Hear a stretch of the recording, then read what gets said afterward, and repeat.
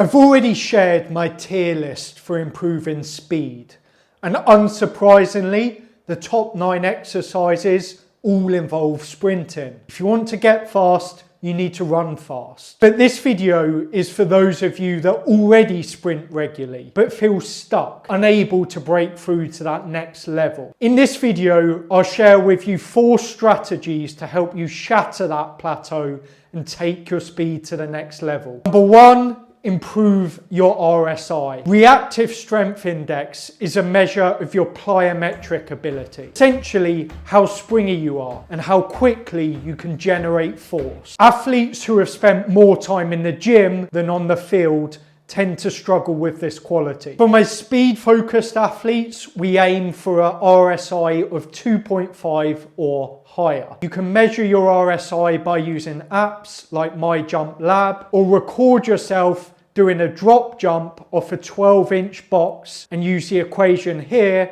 to calculate your RSI. To improve your RSI, you need to be doing more springy plyometrics alongside your sprints. Start every lower body or sprint session with hops, bounds, skips or pogos, aiming for 60 to 80 sub-maximal or 20 to 40 maximal ground contacts per session. Number 2, fat doesn't fly. If you're carrying a lot of body fat, it's going to significantly affect your speed times. Whilst contact athletes need a bit of body fat for protection in collisions, my speed-focused contact athletes like rugby wingers should be below 15% body fat. The research is clear. There's a really strong correlation between body fat percentage and sprint performance that can't be ignored. If you're over 15% body fat, work on your nutrition, track your calories, and slowly lean up using these guidelines. Number 3, build relative strength. If you love weight training,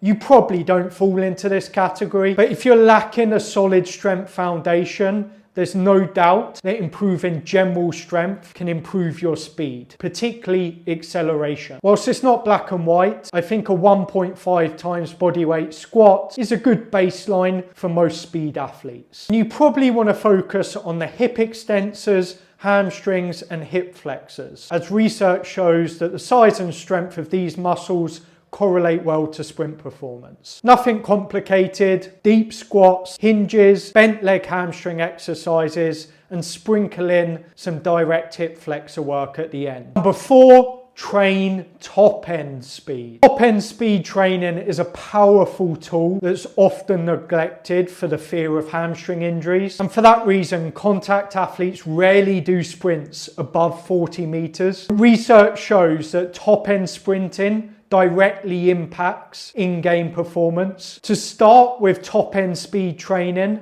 make sure you have a great base of acceleration training and slowly build up the distances over time until you're adhering to these guidelines. For the off-season, try and have 1 dedicated acceleration day and 1 dedicated top-end speed day. And during the season, try and get between 4 and 6 exposures to max velocity per week. Some final tips: don't try and tackle all 4 of these strategies at once. Choose the strategy that's most relevant to you and focus on it for 2 to 3 months alongside your regular speed training. With consistency, you'll see dramatic improvements in your speed. That's all I've got for today. Drop a like if you enjoyed the video and comment down below any future video ideas you want to see.